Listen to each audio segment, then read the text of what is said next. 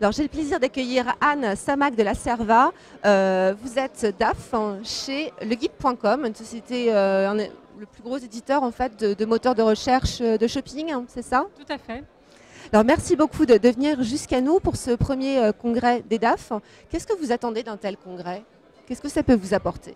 Alors, je trouve que le setup est intéressant parce qu'il n'y avait pas tellement de lieux d'échange pour la fonction des DAF.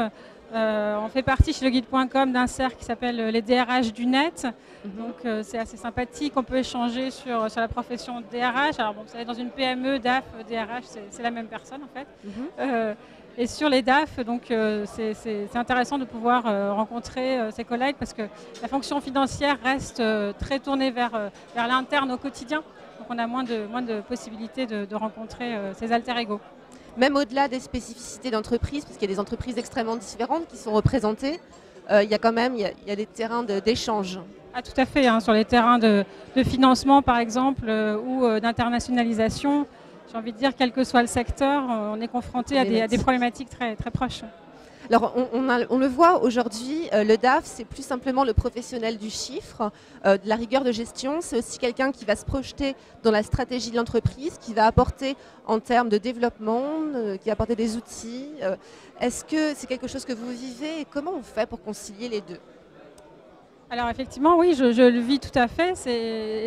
Moi j'ai commencé ma carrière à Londres et c'est vrai qu'en Angleterre, le rôle du DAF était déjà, il y a 15 ans, très tourné vers un accompagnement proche de la direction générale et de la stratégie.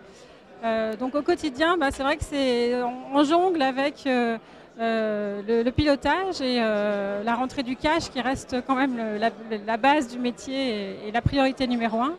Et puis l'accompagnement de l'entreprise et de la stratégie qui reste définie par le président, le directeur général, et pour lequel le DAF a un rôle clé pour l'implémentation et dans l'accompagnement pour donner les moyens donc, de cette stratégie. D'accord, donc vous êtes donc dans une entreprise, une PME, une belle PME.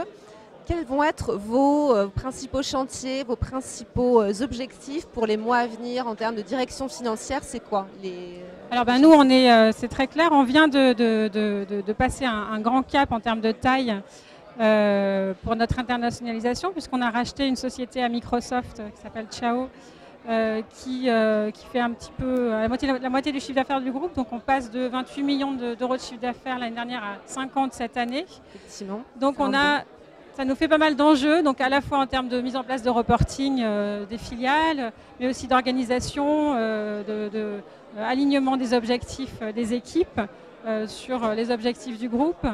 Et puis le cash toujours aussi, inculquer cette culture dans les nouvelles filiales, donc voilà, pour les mois à venir.